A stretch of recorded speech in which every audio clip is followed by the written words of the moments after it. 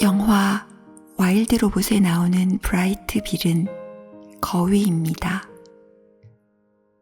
영화에서 브라이트 빌이 나는 걸 보고 거위도 하늘을 나는구나 하고 놀라신 분들도 있을 거예요. 거위는 기러기를 집에서 키울 수 있게 길들인 종인데요. 메리 올리버의 시 기러기에 등장하는 그 기러기와 거위는 뿌리가 같은 친척이에요. 시 기러기의 한 부분을 볼까요? 네가 누구든 얼마나 외롭든 세상은 너의 상상에 맡겨져 있지. 저 기러기들처럼 거칠고 흥겨운 소리로 너에게 소리치지. 세상 만물이 이룬 가족 안에 네가 있음을 거듭 알려주지. 브라이트 빌이 날 수 있다는 걸 모른 채로 평생 살았다면 어땠을까요? 날아보려고 시도해본 적도 없고 포기할 뻔한 순간마다 지켜봐주고 응원해준 목소리도 없었다면요.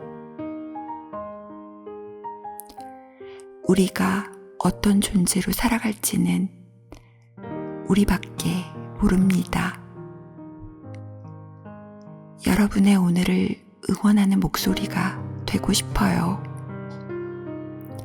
11월 28일 목요일, 오직 사랑하는 영화만이 살아남는다. 우리가 잊고 사는 날개를 생각하며 시작합니다. 그런데 오늘 목요일. 저도 읽으면서 목요일이다 어떡하지? 그랬는데 동서님 지난주에는 어떻게 지내셨나요? 지난주에 제가 협박 편지를 받았습니다. 네? 저 무슨 편지 안 일이에요? 보냈는데. 제 네. 이름이랑 주소랑 네. 전화번호 네. 그리고 이메일 주소 딱 적어가지고 네? 나는 너를 알고 있다. 너는 나를 모르지만 이게 무슨 일? You don't know me, I know you. 진짜? 영어로? 그렇게 영어로 영어로. 왔어요? 근데 영어로 영어로? 왜 협박 편지가 그러면서 오죠? 이렇게 번거롭게 편지를 하는 것보다 너희 집에 직접 찾아가는 게 내가 훨씬 편할 거라는 걸 알고 있다. 근데 무슨 협박을 왜요? 그러면서 이 영어식 표현으로 협박할 때 주로 하는 얘기가 있거든요. You don't know what I'm capable of 이렇게 하는 게 그게 너는 내가 무슨 짓까지 할 수 있는지 전혀 상상도 못할 거야. 뭐 이런. 왜? 아니 그러니까 왜 뭐 그러면서 때문에 왜요? 왜? 우리 집 사진을 응? 그 사진에 그 편지에다 첨부했더라고요.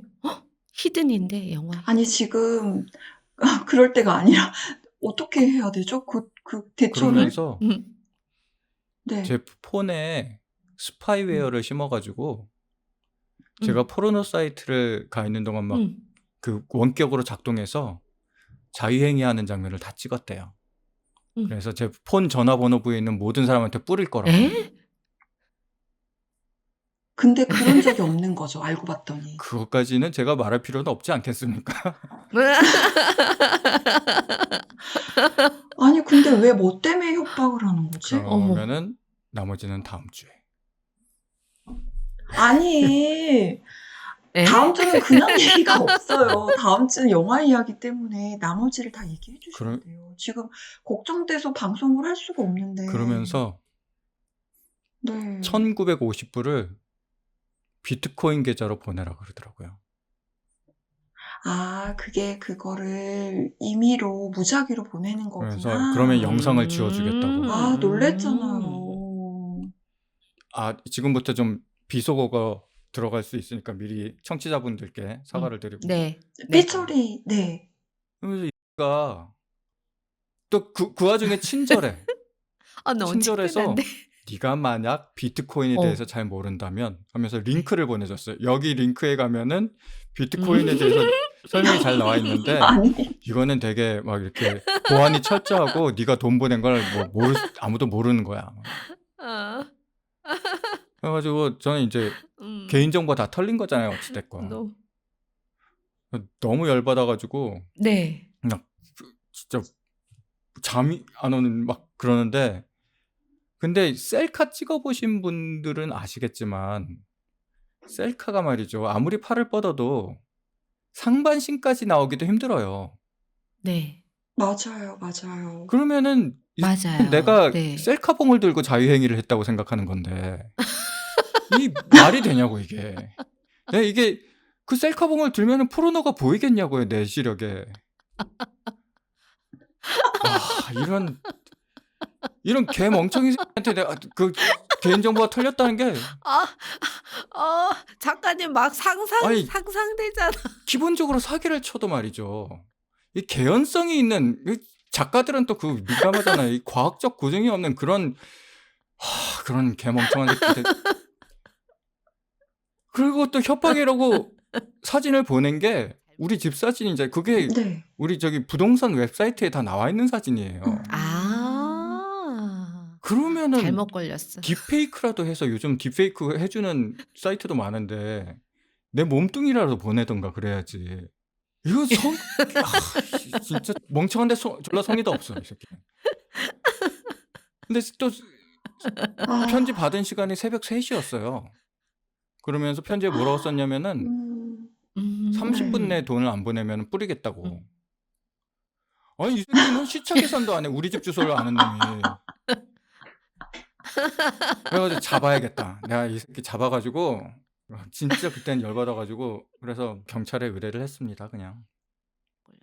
이게 보내도 하필 이런 사람한테 보냈을까? 1950불이란 게 되게 숫자가 애매하잖아요. 네. 보통 이제 네. 나라마다 경찰 수사가 곧바로 들어가는 네. 최소 단위 금액이 있어요. 아. 이 1950불은 그러니까 영어 미화로 2000불인 건데 대충 계산하면은 이게 어느 나라인지는 잘 모르겠어요. 근데 캐나다는 5000불이거든요. 이제 밴쿠버 이쪽은. 그래서 보통 사기를 칠 때 4900불을 쳐요. 그 경찰 수사가 곧바로 못 들어가게. 그래서 제가 처음에는 5000불을 그냥 넣어버릴까 비트코인에. 그래서 경찰 수사가 곧바로 들어가게 했는데 제가 돈이 없어서 그냥 경찰에 수사 의뢰는 했지만은 아마 수사는 안 될 것 같아요. 그래도 진짜 놀라셨죠. 이현 작가님은 뭐 하셨어요 지난주에? 지난주 제가 사실은 절에를 좀 많이 다녀왔어요. 절 용문사 은행나무 알죠? 용문사 은행나무요? 네. 거기 안 가본 용문사에 것 같은데요. 용문사는 가본 것 은행나무가 같은데. 천년이 훨씬 넘은 은행나무가 음. 유명하잖아요. 예. 네, 거기를 애들 어렸을 때 아마 한번 가고 그냥 요즘은 불현듯 그렇게 절에를 가고 싶더라고요. 제가 절에 가는 걸 굉장히 좋아하는데 어느 절이든 상관없이 그런데 이왕이면 좀 작고 아담하고 조용한 절 이런 데가 좋아요. 사람들 잘 없는.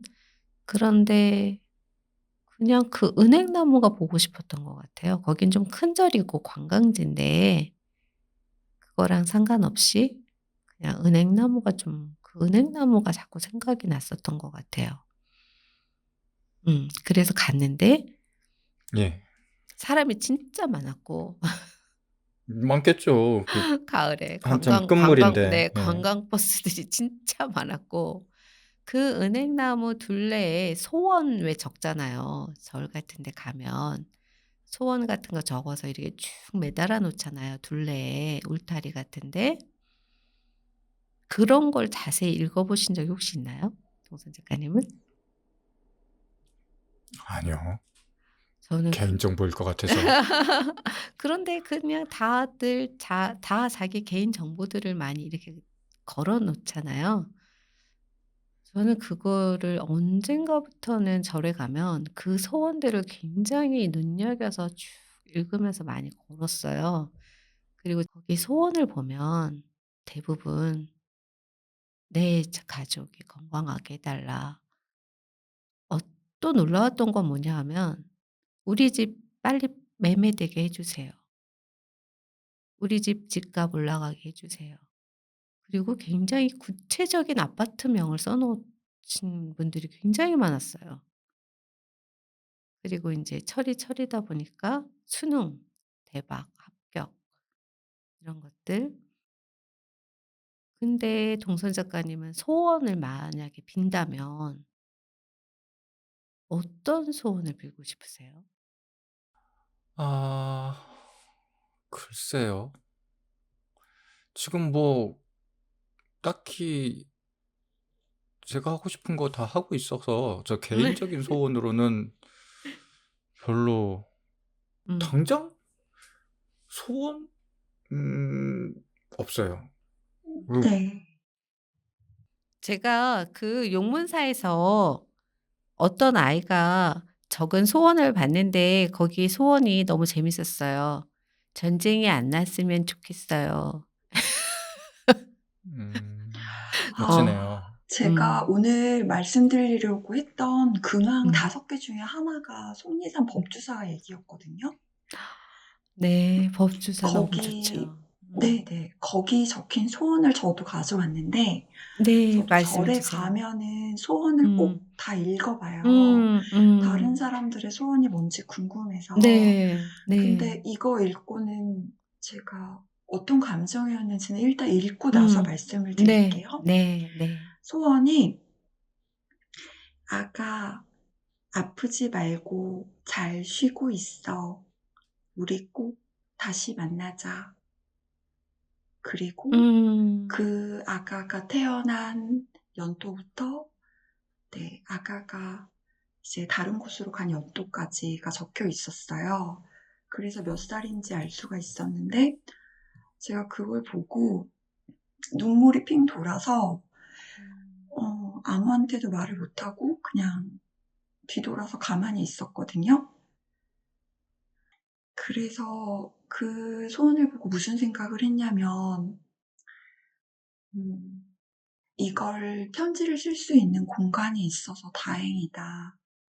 이 편지를 써서 그 편지를 읽을 대상한테 이 마음이 닿을 거라고 생각할 수 있고 내가 아무한테도 말할 수 없는 슬픔이 있을 때 여기 와서 슬프지 않게 그 시간을 돌아볼 수 있는 사람이 있어서 다행이다.' 이래서 어쩌면 절이, 성당이, 그런 종교시설이 우리한테 필요한 걸 수도 있겠다. 그런 생각을 했었어요. 제가 용문사에 갔을 때 네. 그러니까 모든 사람들이 다 소원을 집 매매나 수능 대박, 직장 승진 뭐 그런 것들 복권 당첨 이런 것들을 빌고 있을 때 어떤 아이가 정말 삐뚤빼뚤한 글씨로 쓴 소원을 읽었어요. 그거 제가 읽어 드려 볼까요? 네. "할머니가 돌아가셨는데 좋은 곳 가시게 무지개 미끄럼틀 타게 해 주세요. 할머니 사랑해요."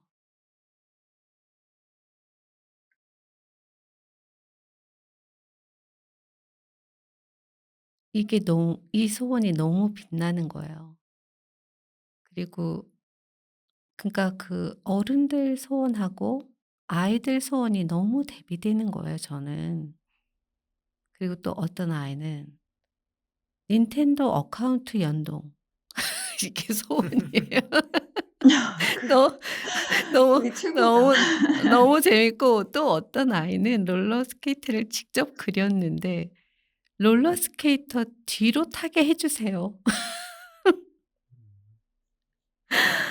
그러니까 아이들 소원은 굉장히 구체적이더라고요. 그러니까 음 어떤 음 그러니까 어른들은 "돈을 많이 벌게 해 주세요." 그러니까 돈을 많이 벌어서 무엇이 되겠다가 아니라 무엇이 되겠다는 사실은 없는 거예요.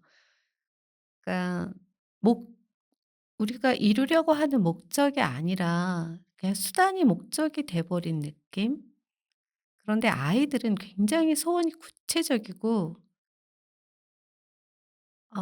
그 쪼끔 노력하면 될 수도 있는, 그래서 이 아이가 며칠 혹은 몇 달 뒤에는 성취감을 맛볼 수 있는, 그리고 할머니에 대한 이 또 소원은 쪼끔 또 결이 다른 거지만 제가 이 소원 앞에서는 되게 오랫동안 있었어요. 너무 빛났어요 이 소원이. 이 아이의 마음이 그냥 이 짧은 문장 안에서 다 느껴지더라고요. 그러니까 저희는 셋 다 사실은 글을 쓰는 사람들이잖아요. 그러니까 네. 어떤 빼어난 문장, 화려한 문장, 그런 문장이 울림을 주는 게 아니구나. 그런 생각도 좀 했던 것 같아요. 이런 소원들 사이를 걸어 다니면서. 네. 그러니까 낙엽보다도 더 좋았던 것 같아요. 여기서 제가 그날 읽은 소원들, 찍어 온 그 소원의 사진들이 그날 제가 봤던 어떤 낙엽 풍경보다도 빛나고 좋았던 것 같아요. 꼭 이루어졌으면 좋겠어요. 네. 저도 같은 마음이고요. 거기 소원 적으신 분들, 특히 이연 작가님 뽑아 주신 그 소원들 꼭 이루어졌으면 좋겠고, 그리고 그러면은 그게 이연 작가님의 지난주에 있었던 특별한 일인가요? 사실은 저를 또 갔었는데 백년사에 다녀왔거든요. 네네. 네. 거기는 굉장히 좀 크진 않고 작은 절인데 네. 작년, 재작년 여름이었나? 거기를 가평 가는 길에 우연히 들렸다가 거기서 남편이 백중 기도였나? 그거를 지낸다고 해서 어머니를 모시고 싶다고, 그 기도에 올리고 싶다고 그냥 우연히 들른 절인데 처음 가 보는. 그래서 '하고 싶으면 해야지.' 정말 낯선 절에 가서 등록을 하고 기도를 드려 달라고 하고 온 적이 있어요. 네. 그 절에를 그냥 문득 또 생각이 나서 갔어요. 그리고 쭉 절을 둘러보고 주차장으로 오다가 신발에 낙엽이 붙어 있더라고요. 그런데 낙엽이 딱 달라붙어서 떨어지질 않는 거예요. 이게 왜 낙엽이 왜 이렇게 안 떨어지지?' 하고 다른 쪽 발로 낙엽을 딱 잡아서 뗐는데 그 낙엽이 또 이쪽 발에다 옮겨 붙은 거예요, 발바닥에, 네. 밑창에. 네. '이 낙엽은 뭐야?' 그게 똥이었던 거예요. 아. 다행이다. 어 난 "시어머니인가요?" 이렇게 말하려고 그랬는데 말 안 하기 너무 다행이다.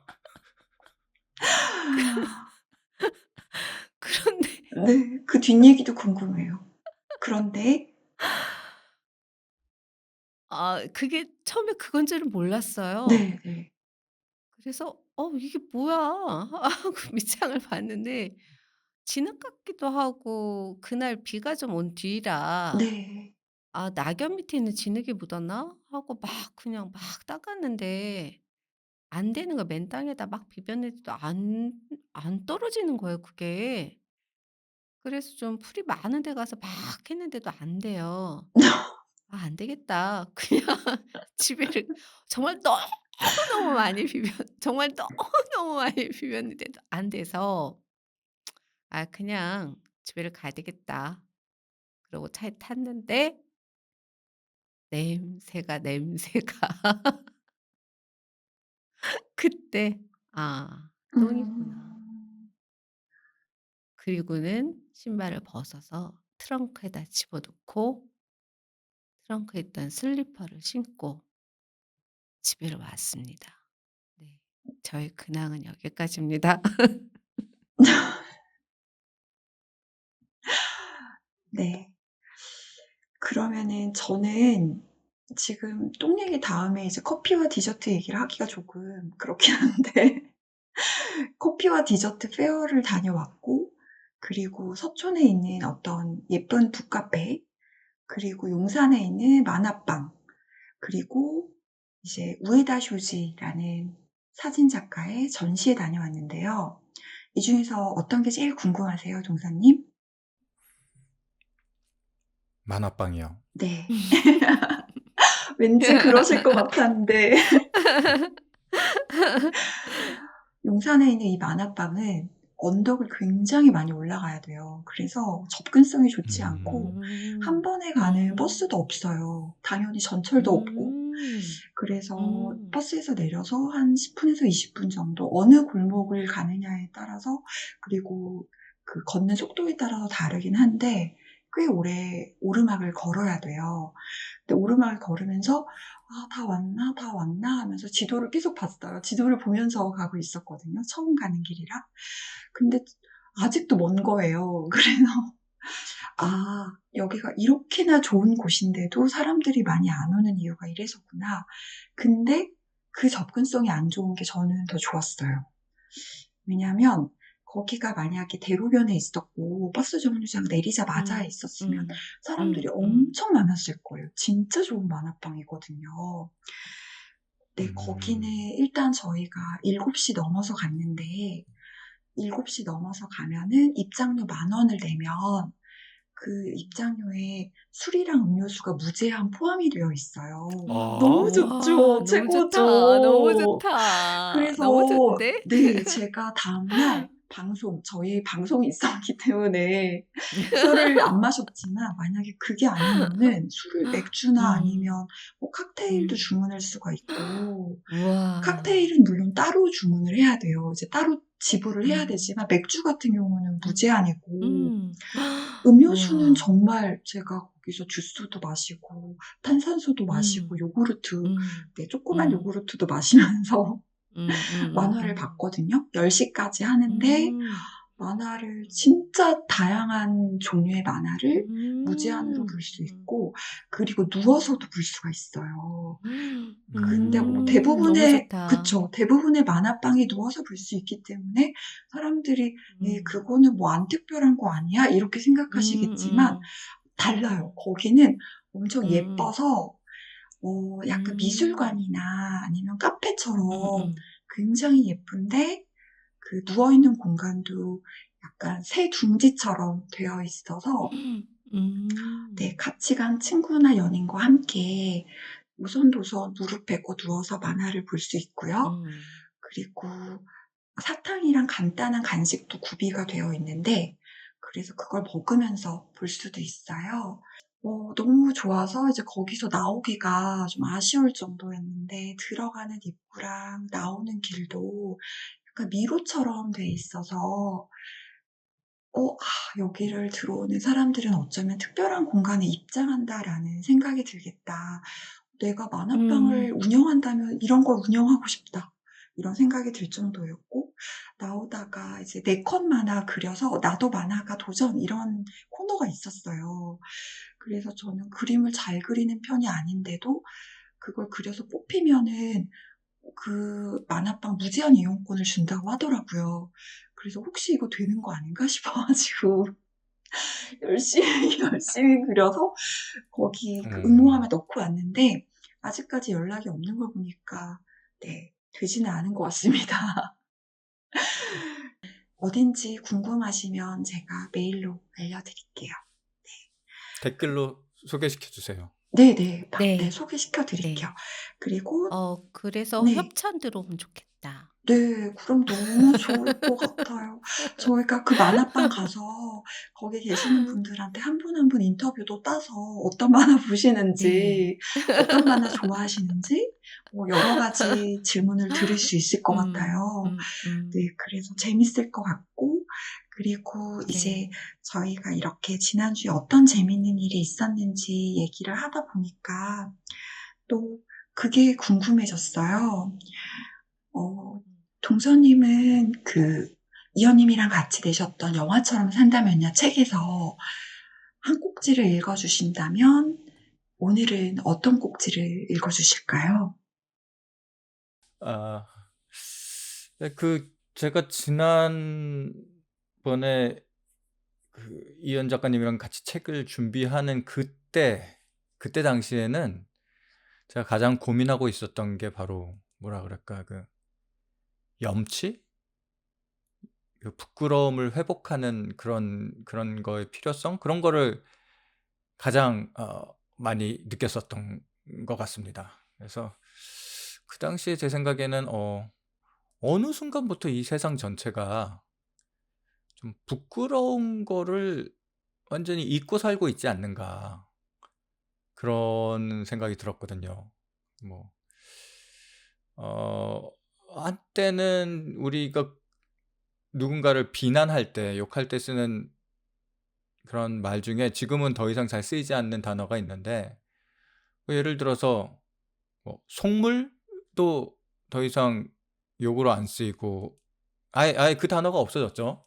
그리고 복부인이란 단어도 없어졌고, 불노소득 같은 단어가 인제 거의 IMF 이후부터는 아예 사라진 것 같아요, 그런 단어들이.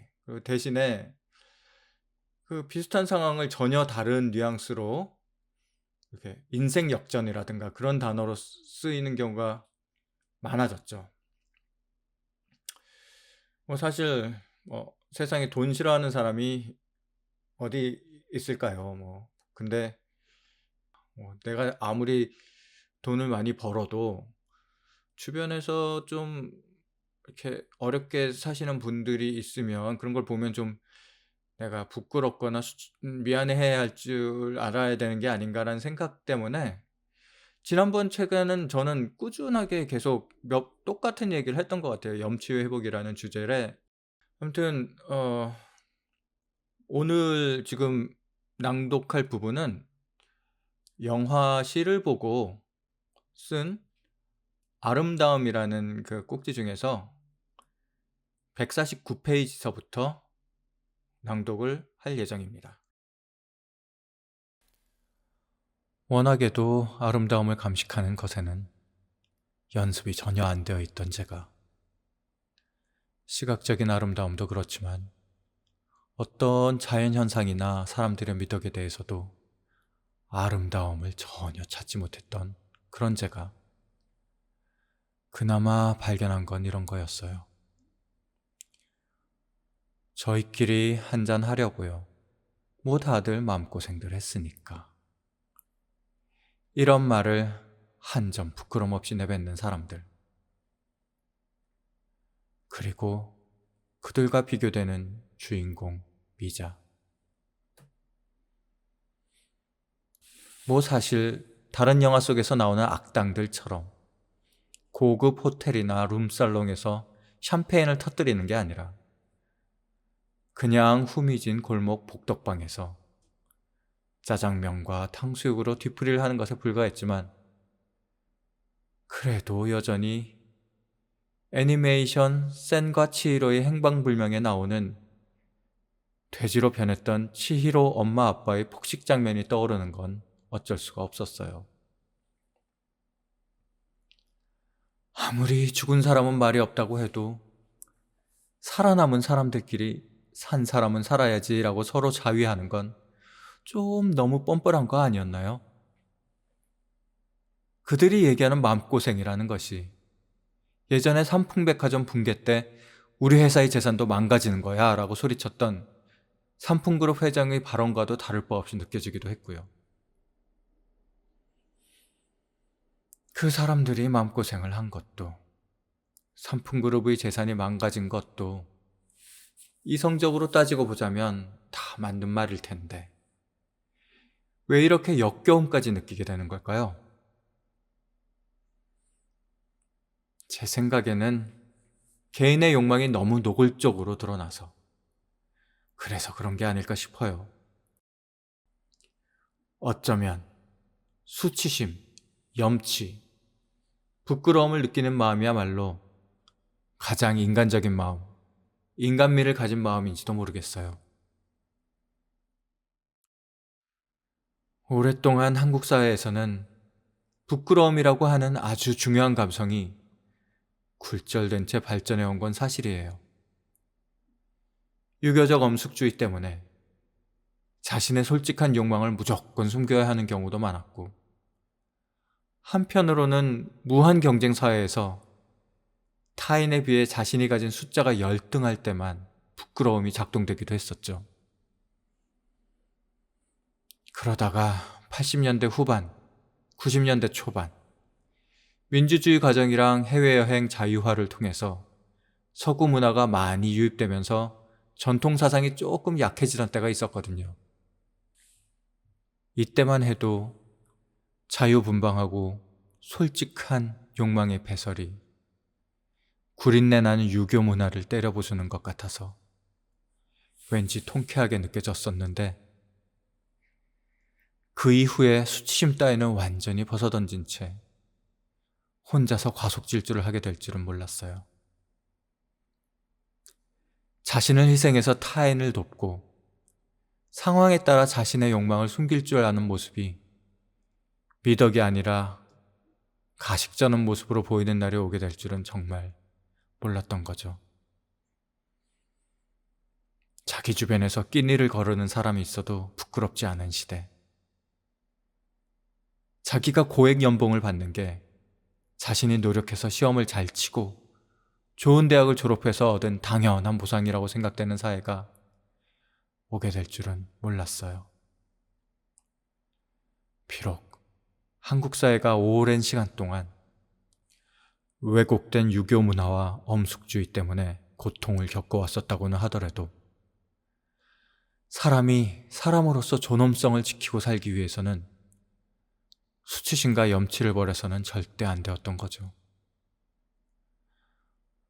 우리는 자라면서 각자가 자신에게 주어진 일만 열심히 하고 사는 것이 성실한 삶이다 라고 배웠었지만, 사실은 그게 바로 영화 더 리더 책 읽어주는 남자의 한나처럼 자신도 모르게 타인을 죽이는 일에 동참하고 있는 걸지도 몰라요. 두 눈을 똑바로 뜨고 끊임없이 자기 주변을 살피지 않으면 말이에요. 네, 정말 잘 들었습니다. 네, 그러면 동서님 이제 낭독을 들으면서 동서님이 낭독 전에 해주셨던 말씀을 다시 한번 곱씹어 볼 수 있었고요. 그리고 이어서 이현님이 이제 읽어주실 부분을 저희가 귀 기울여 들어볼 건데요. 왜 그 부분을 선택하셨고 어떤 마음으로 읽어주실 건지 한번 들어볼게요. 네. 저는 저희 책 184 쪽에서부터 185 쪽에 있는 영화 라라랜드를 보고 쓴 영화론에 나오는 부분인데, 제가 동선 작가님은 어려서부터 그 부모님 영화 좋아하는 부모님 덕에 영화를 좋아하셨다는 이야기를 하셨었거든요, 앞에 부분에서. 그래서 제가 인제 '저는 언제부터 좋아했나.' 그거를 되짚어서 쓴 이야기예요. 그리고 인제 대학 시절에 좋아했던 은우 선배 다시 만나게 된 이야기, 요즘 저의 생활에 정말 많은 부분을 차지하고 있는 사람이 은우 선배라, 그리고 어떻게 보면 저는 지금 다시 정말 20 살이 되어서 살고 있는 느낌이라서 이 꼭지를 골랐어요. 그리고 돈이 안 되는, 돈벌이가 안 되는 사람들이 생각할 때 쓸모없다라고 생각하는 거에를 향해서 나아가는 사람들에 대해서 생각을 좀 많이 했던 것 같아요. 그전에도 좀 많이 생각했지만 은우 선배를 보면서도 많이 했었고 저를 보면서도 많이 했었고 그래서 이 꼭지를 읽고 싶었어요. 네. 그럼 한번 들어볼까요?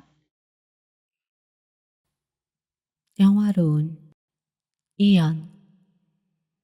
영화 좋아한 부모 덕에 어려서부터 영화를 좋아했다는 동서님. 난 언제부터 영화를 좋아했더라? 떠오르는 한 사람. 대학 들어가자마자 만난 연극부 회장 차은우 선배. 무대 위에서는 물론이고 무대 밖에서도 카리스마 넘치던 은우 선배 따라쟁이였던 저는 은우 선배가 손에 들고 있는 책, 은우 선배가 봤다는 영화는 무조건 따라 읽고 따라 봤어요. 서클룸이나 술자리에서 은우 선배가 하는 말이라면 귀를 쫑긋 세워 듣고 마음에 새겨뒀다 뒤새김질하고 어느 날인가부터 영화에 빠진 은우 선배. 그때부터였을 거예요. 허세에 쩔어 프랑스 문화원 한 귀퉁이에 앉아 알아듣지도 못하는 프랑스 영화를 보고 눈이 벌게서 하루에 비디오 테이프 6개를 몰아보기 시작한 게 미치광이가 돼서 낙원상가 뒷골목을 들락거릴 땐 끙끙 앓다시피 했어요. 영화가 그 곁에만 있어도 좋아서. 그때 그 강의실에 모인 이들이 내뿜던 숨, 그 뻑뻑한 공기 밀도, 핀 조명처럼 오롯이 강사만 보던 그 눈동자들, 꿈과 현실의 아슬아슬하고도 환상적인 짝짝꿍. 뭐가 그리 좋았을까요? 그걸 모르겠어요. 지독한 낯가림 탓에 무대 위의 화려함을 동경한 것도 돈벌이는 물론이고 미래가 창창하기는커녕 암울할 거라는 걸 몰랐을 리 없었을 텐데 뭐랄까 나도 모르게 막 피가 끓고 근육이 움찔움찔 그리고 손끝 발끝이 저릿저릿했어요. 그게 꼭 영화 때문은 아니고 영화에 미친 나한테 빠졌달까? 저한테 영화사랑 전수하고 영화 공부하겠다고 호련히 미국으로 떠났다가 작년 여름 30여 년 만에 혜성처럼 두 번째 바람 물고 다시 나타난 은우 선배. 선배!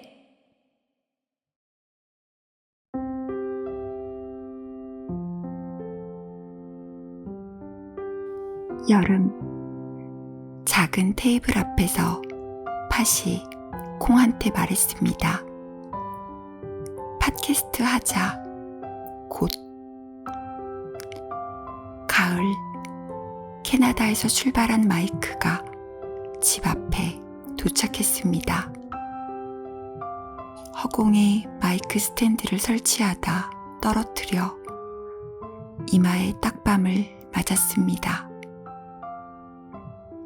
그렇게 시작된 우리 책 이야기.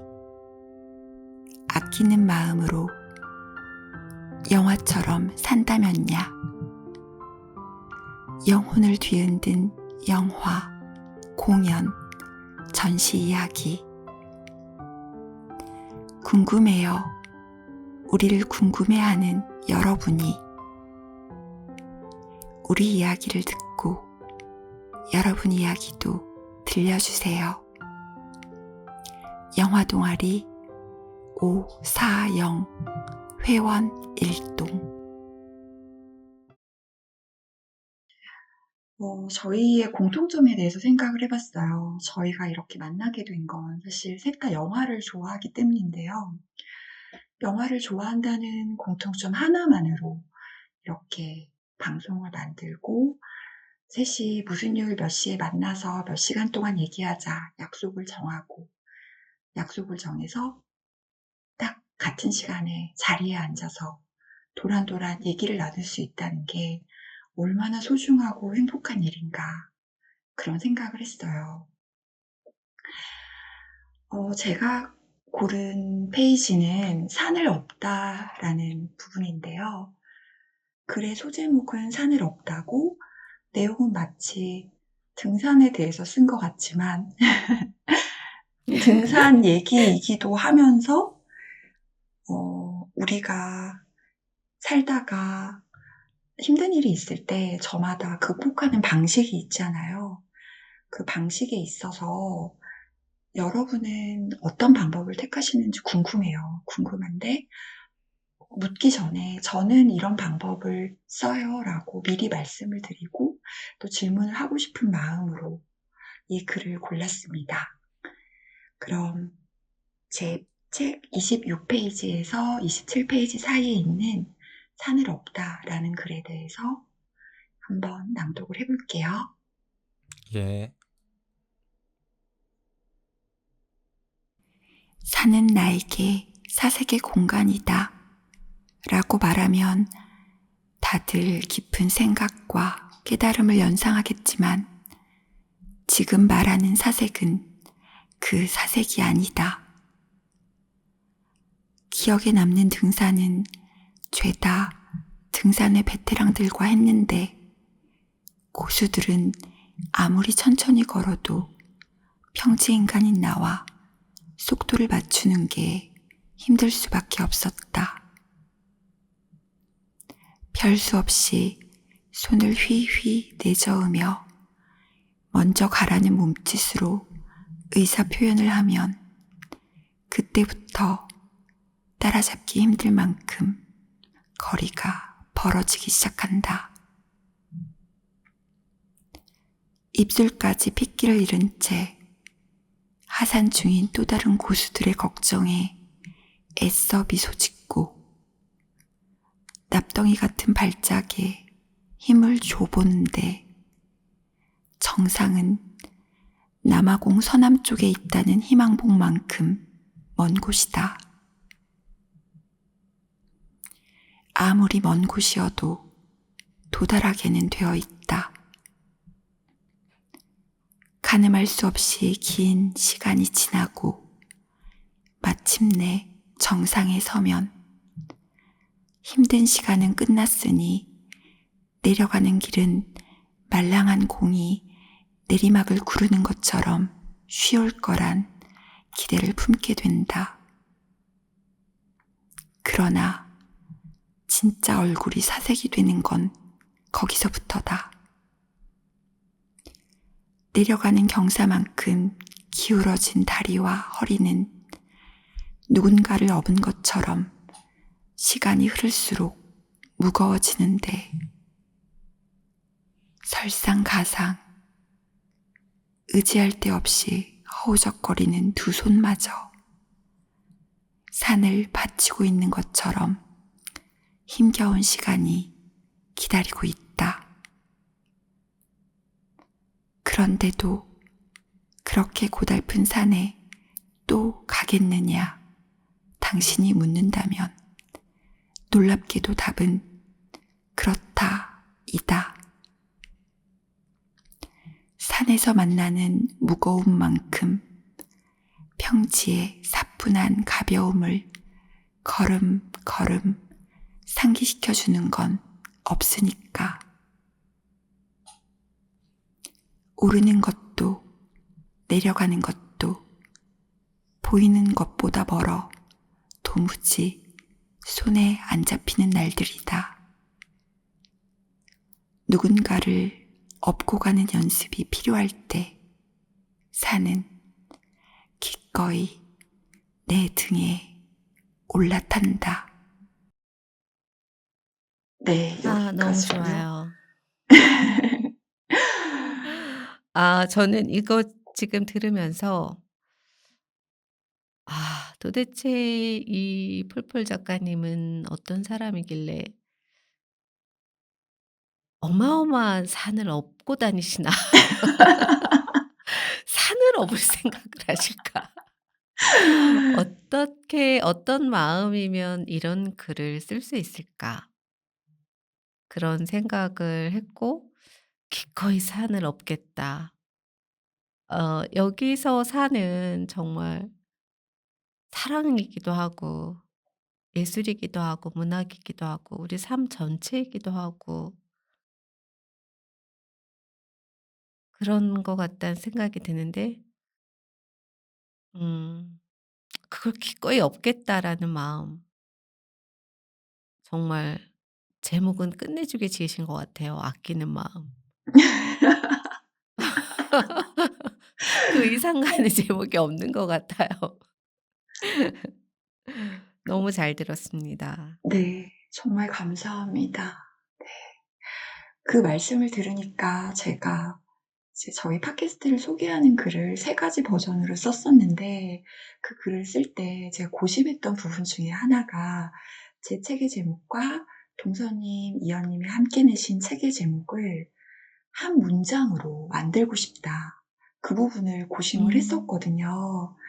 근데 음. 그 부분을 느껴주셨는지 모르겠는데 어쨌든 제가 쓴 소개글을 굉장히 마음에 들어 해주셔서 어쩌면 제 마음을 하나로 묻고 싶은 그 마음을 알아주셨나 보다. 그런 생각이 들었었고요. 조금 있다가 그 소개글을 마지막 부분에 소개를 해드리도록 하고요. 또 동서님이 지난주에 굉장히 재밌는 영화를 한 편 보셨다고 들었어요. 네. 어떤 영화였죠? 네, 한번 들려주시겠어요, 동서님? 네. 그게 좀 와전이 된 것 같은데 네. 저는 영화를 소개할 게 아니라 책을 소개하는 겁니다.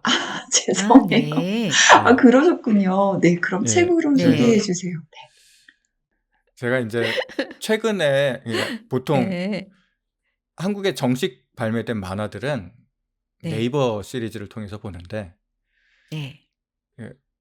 이 네이버 시리즈 이거 어떻게 저작권 관리를 하는지 몰라도 해외에서도 결제가 돼요. 그래서 해외에서도 음. 한국어로 음. 정식 발매된 그런 만화를 네. 다 볼 수가 있어요. 어. 그런데 최근에 인제 블루 자이언트 시리즈의 3부 격인 블루 네. 자이언트 익스플로러가 드디어 완결이 되어서 그게 일부 완결이 됐나요? 일부 블루 자이언트가 한 80회 10권짜리로 완결이 되고요. 그게 인제 와. 애니메이션으로 나온 게 네. 10권 규모의 첫 80화고요. 그리고 네. 2부가 블루 자이언트 슈프림인데 네. 이거는 이제 독일이랑 유럽 주인공 네. 다이가 독일이랑 유럽에서 네. 활동을 네. 하는 내용이고요. 네. 그리고 3부가 블루 자이언트 익스플로러인데 인제 다이가 미국에 와서 네. 서부에서 남부를 거쳐 가지고 보스턴까지 올라가는 얘기예요. 이게 보통 음. 2부도 80화 10권이었는데 3부는 네. 72화 9권으로 마무리가 되었습니다. 제가 듣기로는 4부는 블루 자이언트 모멘텀이라는 제목으로 한국에서는 아직 발매가 안 됐고 일본에서만 3권까지가 발매가 된 걸로 알고 있는데 그건 인제 결국 3부 마지막이 보스턴이었으니까 뭐 누구나 다 예상하는 대로 현대 재즈의 본고장인 뉴욕에서 활동하는 거를 아마 또 80회 정도 그리지 않을까 그런 생각이 듭니다. 이 작가는 이시지카 시니치라고 하는 사람인데 사실 그림 자체가 화려하고 막 귀엽고 이런 그림은 아니죠. 좀 되게 네. 투박하고 네. 네. 맞아요. 그런데 되게 열혈물이에요. 그래서 막 이렇게 한 가지에 꽂혀 가지고 무조건 매진하는 그런 주인공을 계속 그리는데 이 사람 터치가 주로 펜 음. 터치로 해서 효과를 넣는데 음. 스크린 톤이나 그런 거 쓰기보단 펜 터치 중심으로 가는데 이게 이 캐릭터랑 너무 잘 맞는 거예요. 이 격한 감정을 불러일으키는데 너무 묘하게 잘 어울리는 그런 거예요. 그리고 또 산도 그렇고 블루 자이언트도 그렇고 에피소드가 심파가 많아요. 그러니까 제가 설명을 말로 하면은 나는 그런 심파 싫은데 이렇게 들으시겠지만은 만화나 애니메이션을 보면은 엉엉엉엉 우시게 될 거예요. 엉엉엉 울고 온 1인입니다. 네, 저는 아까 말씀드린 용산의 만화방에 가서 블루 자이언트를 꼭 보도록 하겠습니다.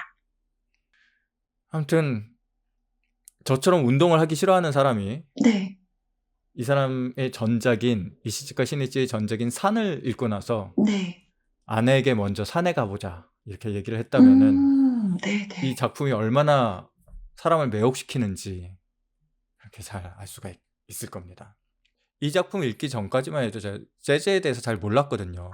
그 정도구나. 정말 재즈 진짜? 입문작이시구나. 그러니까 이 정도란 말이야 재즈가 한번 공연에 가볼까?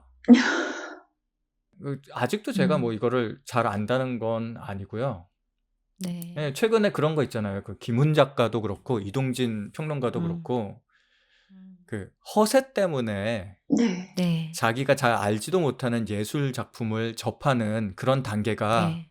자기 인생에 대해서 얼마나 귀중하고 중요한 단계인지 네. 그런 역설을 한 적이 있었는데 저도 네. 뭐 또 네. 재즈도 그렇게 시작을 했고 이 책을 보면서 뭐 도 그렇고 그래서 아마도 제가 꼭 이 방송을 청취하시는 분들께 추천해 드리고 싶은 거는 이것도 그렇지만 이 책도 꼭 한번 읽어보시지만은 지난번 뉴욕에 갔을 때 처음 발견한 그 한국인 드러머가 있어요. 네. 김종국 씨라고. 네. NIC 재즈 JK 킴 이렇게 유튜브 한번 검색하셔서 그분 연주도 한번 들어보시는 거를 강력하게 추천합니다. 그러면은 이런 게 재즈구나. 뭐 관악기 중심의 재즈 밴드가 이런 거구나. 이런 식으로 아실 것 같아요. 네네. 저희 꼭 들어보고 싶습니다. 공연으로요. 자, 그러면 네. 지금 네. 이 만화와 재즈의 열정 속에서 잠시 빠져나와서 그러면 네. 제가 이제 다녀왔던 전시를 하나 소개해 드릴까 해요. 저는 네. 제 책 아끼는 마음 표지가 그림이라고 생각하시는 분들이 많으시더라고요. 그런데 놀랍게도 그림이 아니라 사진이고 그 사진의 배경이 바로 서울 남대문 근처에 있는 피크닉이라는 전시관으로 내려가는 길인데요. 그 피크닉에서 지금 우에다 쇼지라는 작가의 우에다 쇼지의 모래극장이라는 제목의 전시가 열리고 있어서 거기 다녀왔습니다. 네. 우에다 쇼지는 이제 어떤 분인지 검색해 보시면 아시겠지만 간략하게 말씀드리면 20세기 일본 사진계를 대표하는 작가인데 우리나라에 소개된 건 이번이 처음이라고 해요. 그래서 아주 초기 습작부터 마지막 작품까지 전 작품이 전시가 되어 있고요. 전 작품이라고 할 수는 없지만 전 시기에 걸친 작품이 소개가 되어 있고 그리고 특이한 점이 뭐냐면 대부분의 사진 작가들은 도시에서 작업을 해요. 그런데 이분은 이제 평생 살았던 곳이 도토리현이라는 곳인데 거기에 거대한 모래 언덕이 있어요. 그 모래 언덕에서 찍은 사진들 때문에 이 모래극장이라는 제목이 탄생을 한 거고 이 모래 언덕을 마치 스튜디오나 세트장처럼 활용을 해서 그 안에 인물을 어떻게 배치를 하고 어떻게 사물을 배치하느냐에 따라서 다양한 재미있는 작품들이 나오게 됐는데요. 이제 그 작품을 보면서 제가 생각한 건, 우리가 예술을 할 때 어떤 장소나 환경을 탓할 수 없겠다. 우리가 살고 있는 바로 여기, 지금 어떤 주위를 둘러보면서 내가 어떤 이야기를 할 수 있을까 생각해 보면 어디에서도 예술은 탄생할 수 있고 또 내가 그걸 어떻게 배치하고 어떤 이야기를 머릿속에서 만드느냐에 따라서 정말 무궁무진한 가능성의 이야기가 탄생할 수 있겠다라는 생각이 들었고, 그리고 사진 자체만으로도 굉장히 아름답고 또 상상할 여지가 많은 사진들이니까 사진 좋아하시는 분들이라면 3월까지 있는 전시에 언제든지 가보셔도 좋겠고요. 또 아끼는 마음 표시가 도대체 어디 있다는 거야 하면서 궁금하신 마음으로 가보셔도 좋겠습니다. 네, 제 소개는 여기까지고요. 그러면 이현 작가님의 소개가 너무너무 궁금한데 오늘은 어떤 소개를 해주실지 저희가 또 두근거리는 마음으로 들어보겠습니다. 제가 오늘 소개해 드릴 거는 제가 최근에 읽은, 최근은 아니고 전부터 읽어 왔었던 시집이고요. 김소연 시인의 촉진하는 밤 중에서, 김소연 시인의 시는 뭐랄까? 대부분의 시라고 하면 감성적인 부분, 어떤 정서적인 부분을 좀 많이 건드린다라고 해야 되나? 그런데 저한테 김소연 시인은 좀 차가운 느낌이 더 많이 들어요. 그러니까 네. 그러니까 사유하게 하는 시? 느낀다라 느낌도 있지만 생각거리를 좀 던져준, 느낌보다 생각하게 하는 시? 그래서 좀 차갑다. 그러니까 이 표현에도 좀 있지만 푸른 얼음, 파란 얼음, 그런 느낌의 시인인 것 같아요. 그런 시를 쓰시는 분이다라는 생각이 좀 많이 들었어요. 그런데 그분이 시인의 말에 이렇게 쓰셨어요. 그걸 제가 읽어 드릴게요. "우리는 너무 떨어져 살아서 만날 때마다 방을 잡았다. 그 방에서 함께 음식을 만들어 먹었고 파티를 했다. 자정을 훌쩍 넘기면 한 사람씩 일어나 집으로 돌아갔지만 누군가는 체크아웃 시간까지 혼자 남아 있었다. 가장 먼 곳에 사는 사람이었다. 건물 바깥으로 나오면 그 방 창문을 나는 한 번쯤 올려다 보았다." 네, 여기까지고요. 제가 이거를 읽으면서 느낀 건 뭐냐면 음 제 딸 둘째가 건축학과를 다니는데 그 아이가 프로젝트로 어떤 사람들이 모이는 공간에 대한 설계를 했는데 "엄마 버스 정류장을 하면 어떨까?" 이런 말을 했어요. 그러니까 섬이나 버스 정류장 뭐 이렇게 여러 가지 공간이 있었는데 "뭐가 좋을까?" 도서관이나 뭐 이런 게 있는데 "도서관을 약간 버스 정류장의 개념을 설정해서 하는 건 어때?" 라는 말을 하는 거예요. 그래서 저는 그 순간에 너무 좋았어요. 왜냐하면 버스 정류장은 모르는 이들이, 어딘가로 향해서 가는 이들이 모였다가 뭉쳤다가 하는 느낌? 잠시 머물렀다가 또 흩어졌다가 어떤 목적을 가지고 같은 방향으로 나아가는 사람들이, 그런데 이 시인의 말 전문에서 약간 그런 느낌이 드는 거예요. 어떤 사람들이 각각 다른 공간에 있는 사람들이 한 곳에 모여서 함께 음식을 나눠 먹 그 왁자하고 시끌벅적한 느낌?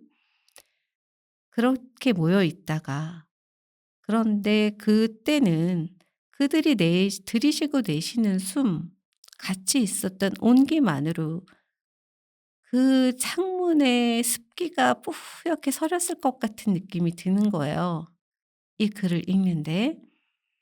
그런데 시간이 다 돼서 모두 다들 뿔뿔이 흩어지고 그들을 누군가 마지막 남은 한 사람은 그들을 돌아서는 그들의 뒷모습, 그들의 등을 다 배웅하고 혼자 방 안에 들어왔어요.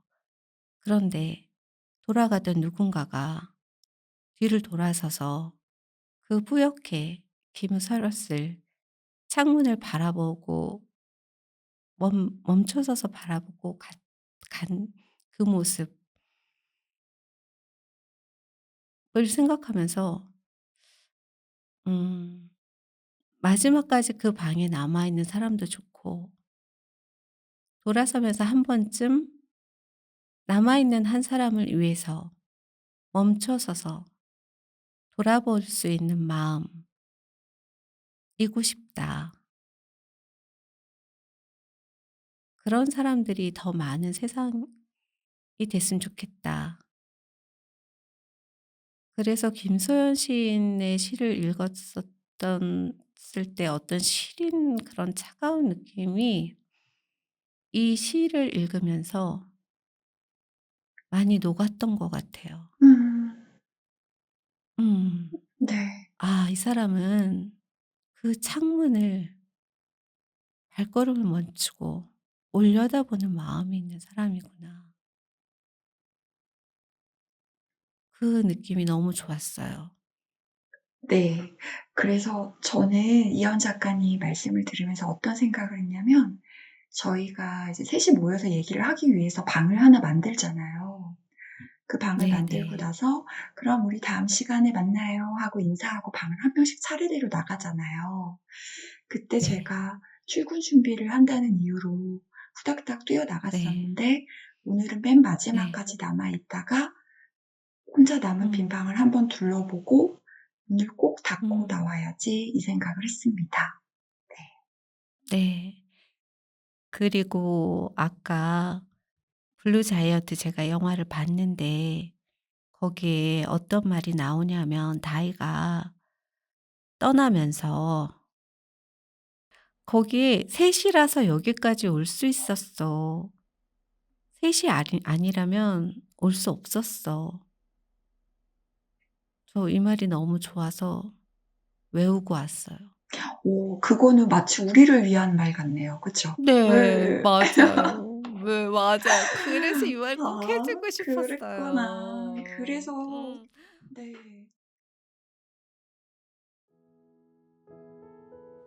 오늘도 우사형을 사랑해 주신 여러분 정말 감사하고요. 제가 서촌에 있는 북카페를 간 적이 있어요. 그 북카페 이제 문을 열고 들어가려다가 깜짝 놀란 게 문에 어떤 시가 적혀 있었는데 그 시가 제가 여러분한테 드리고 싶은 말씀이랑 아니 그 마음이랑 똑같아요. 그래서 그 시를 읽어드리면서 오늘 방송을 마무리하고 다음 주에 조커2로 찾아뵙겠습니다. 그 시를 읽어드릴게요. 봄의 정원으로 오라. 이곳에 꽃과 술과 촛불이 있으니 만일 당신이 오지 않는다면 이것들이 무슨 의미가 있는가? 그리고 만일 당신이 온다면 이것들이 또한 무슨 의미가 있는가? 다음 주에 만나요. 네, 안녕. 다음 주에 만나요. 네. 감사합니다. 네. 감사합니다.